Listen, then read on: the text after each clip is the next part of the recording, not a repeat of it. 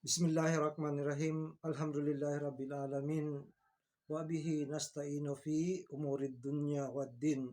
Amma ba'd. Assalamualaikum warahmatullahi ta'ala wabarakatuh.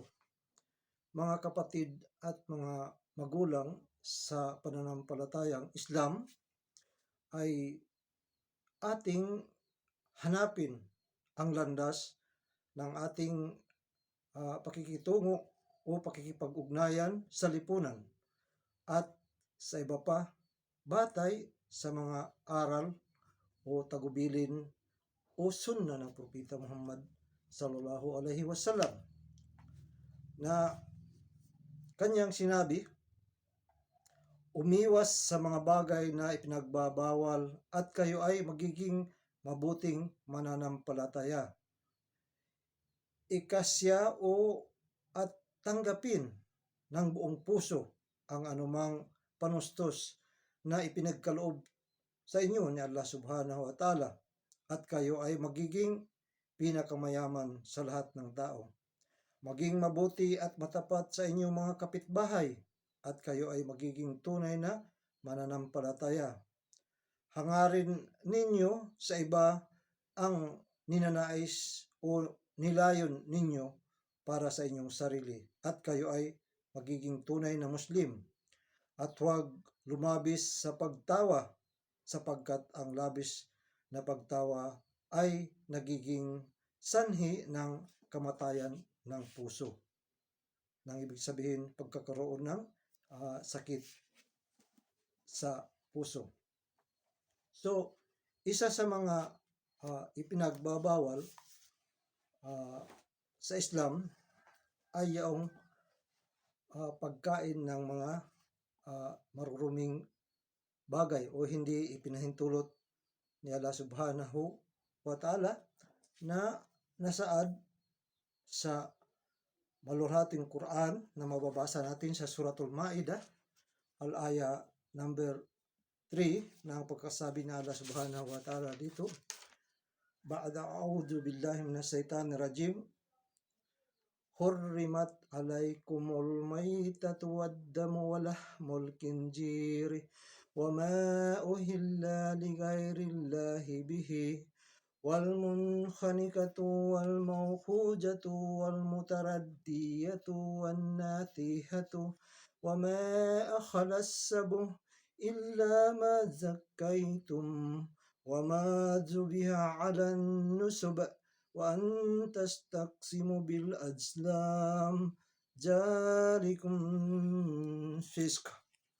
Nang kahulugan sa Tagalog, ang ipinagbabawal sa inyo bilang pagkain ay ang mga maita o ang patay na hayop na hindi kinatay, ang dugo, ang laman ng baboy at ang karne ng mga hayop na kinatay bilang alay o sakripisyo sa iba maliban pa kay Allah subhanahu wa ta'ala, o ang mga kinatay na hayop patungkol sa Diyos-Diyosan at iba pa, o sa mga hayop na hindi binanggit ang ngalan ni Allah subhanahu wa ta'ala habang kinakatay, at ang mga pinatay sa pagkabigti o pagkasakal o sa mga pamamagitan ng matinding hampas o sa pagkahulog sa bangin o mataas na lugar o sa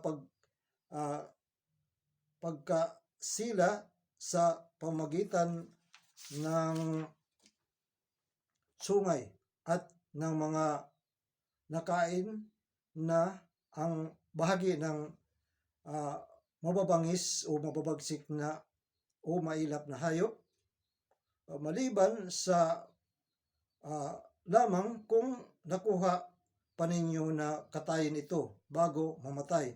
At ang mga inaalay, kinakatay sa annusob, mga altars na bato, ipinagbabawal din ang paggamit ng busog o palaso upang hanapin o humanap ng swerte o kapasyahan.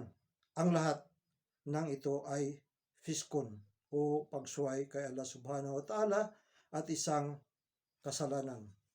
So malinaw na ang mga nabanggit nating mga pagkain o mga gawain ay sino man ang nakagawa nito ay siya ay nagkakasala sa relihiyong Islam o nagkakasala siya kay Allah Subhanahu wa Ta'ala dahil ito ay pinagbabawal ni Allah Subhanahu wa Ta'ala sa atin para na rin sa ating kabutihan sa pangkatawan, pangkalusugan at saka pakikipag-ugnay natin sa ating kapwa-tao at sa lipunan na kung saan tayo ay naninirahan.